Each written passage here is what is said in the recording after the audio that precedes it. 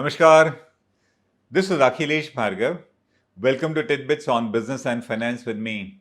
The Union Cabinet yesterday approved the Yes Bank Reconstruction Scheme of 2020. In order to enable the bank to receive additional capital, the scheme increases the authorized capital of Yes Bank from 1100 crores to 6200 crores. With the authorized capital of Yes Bank going up, it is now eligible to receive additional capital.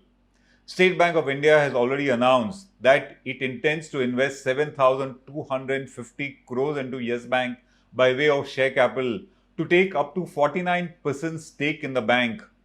The others who are investing are HDFC and ICICI Bank, both of them pumping in 1,000 crores each.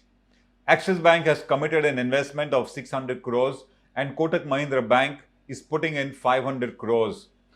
All this is being infused immediately such that Yes Bank is going to immediately receive a collective new capital of 10,350 crores from these institutional investors. All these banks are pumping in fresh capital in Yes Bank at a price of 10 rupees a share. It is worth noting that the present market price of a Yes Bank share is 25 rupees, and thus to that extent there is a bonanza for these institutional investors. The investment by these banks into Yes Bank comes with a lock-in period of 3 years for up to 75% of the amounts they are putting in. The finance minister further said that from the third day of the notification of this scheme, and the scheme is yet to be notified, but she said that on the third day of the notification of this scheme, the moratorium on the bank is going to be lifted. She also said that on the seventh day from such scheme being notified, a new board of directors with a new CEO is going to be placed in the bank. It is widely expected that the present CFO of Yes Bank, Shri Prashant Kumar, the present administrator of Yes Bank, Shri Prashant Kumar, who happens to be a former CFO of State Bank of India, is going to be the new CEO of Yes Bank in its newly constituted board.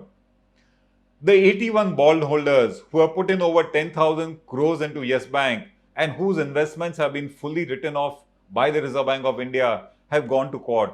And it is expected that there will be some kind of a settlement such that against this investment, the bondholders would be allotted equity to the tune of 1,750 crores in Yes Bank. The reality is that this is start of a massive cleanup exercise of Yes Bank. A huge cleanup is needed in case we want the bank to be truly revived, for it to survive and for it to go on. Reserve Bank of India had imposed a moratorium on Yes Bank because of a serious deterioration in its financial condition. And the first thing that has been done to rectify this is to pump in additional share capital. The entire share capital of Yes Bank had been eroded because of corrupt and reckless lending done by Rana Kapoor and his team, and they also hid it. What turns out is that there is a massive divergence between the actual NPAs, the actual bad debts of Yes Bank, and those that were reported. And because of this divergence, the entire books of accounts are being relooked, because of which the December 2019 quarterly results of Yes Bank have got delayed and they are expected to be announced only today. An estimate says that the total bad debts, the total NPAs of Yes Bank are expected to be in the range of 80,000 crores. That's a huge figure because the total advances of Yes Bank as of September 2019 were 2,34,000 crores, and out of that 80,000 crores are expected to be bad. And out of the 80,000 crores, 40,000 crores are write-off cases, a straight loss to the bank. In fact, if those 40,000 crores worth of NPAs are recognized, this entire additional new share capital coming into Yes Bank would actually be written off. The cleanup exercise that starts at Yes Bank will have to have two primary parts: cleanup of the balance sheet and cleanup in governance. Cleanup of the balance sheet is relatively very easy and very simple. It involves a write-off of a check to recapitalize the bank, which is what the government has already done. In fact, the government is good at writing such checks. The banks are pumping in money at the behest of the government. So, Cleanup of the balance sheet in respect of recapitalization is easy. As far as cleanup of the balance sheet and taking away its NPA accounts are concerned, the bank will need to decide how to tackle with it. But this part is easy and simple. It is, according to us, more a cosmetic change. The real cleanup will come in governance, in infusing integrity, accountability, and transparency in the bank, in the way it functions and in the way it makes its disclosures, which is where the real problem has been.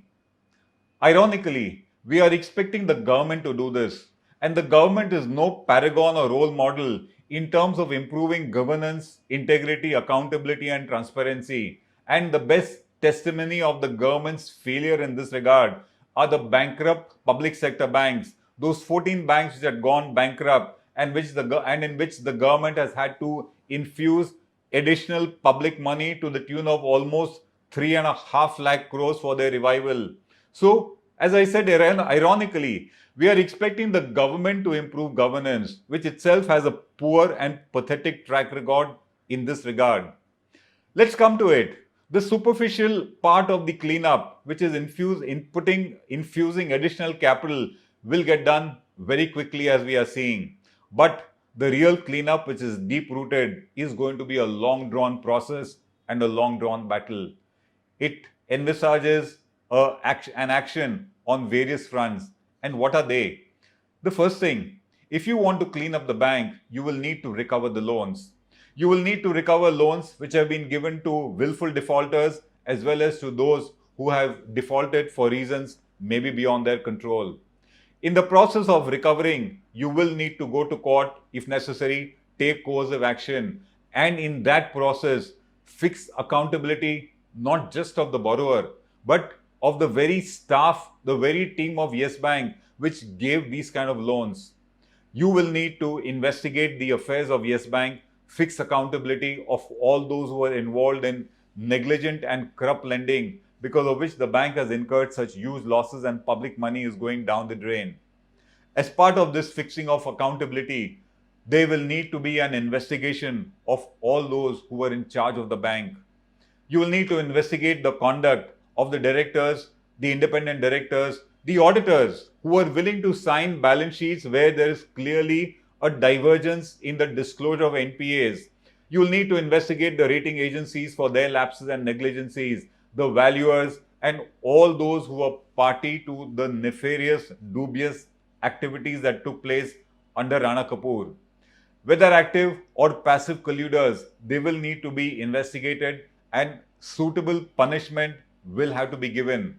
This is an integral part of any cleanup of a financial system, of any financial institution. And what we are seeing is that PSBs never get cleaned up because this kind of an investigation never takes place. Thus, if you want to clean up Yes Bank, you will need to clean it of all the crimes that were committed and those who committed it.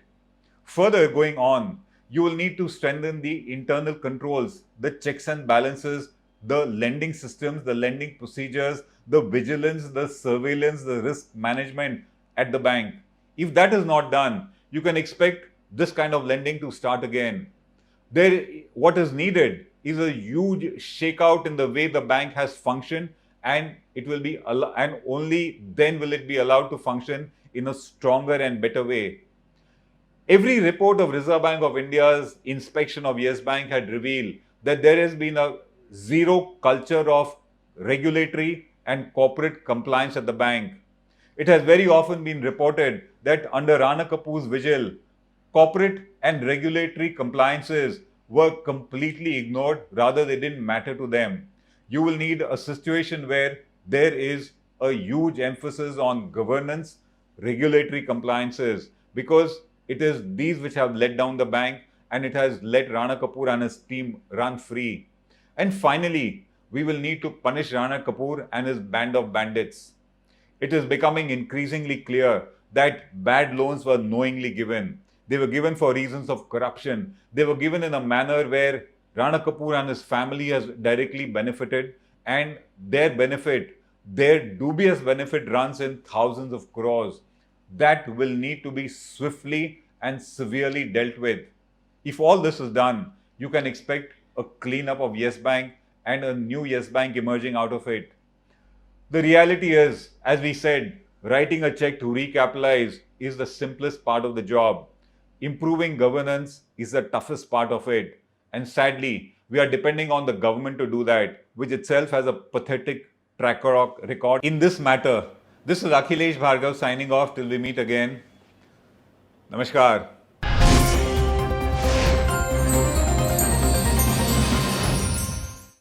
Now be the first to know about the latest updates on our new news app. Go on your Android or iOS, search for HW News Network. Download our app, choose the language you prefer to get updates in, and be up to date with the latest news.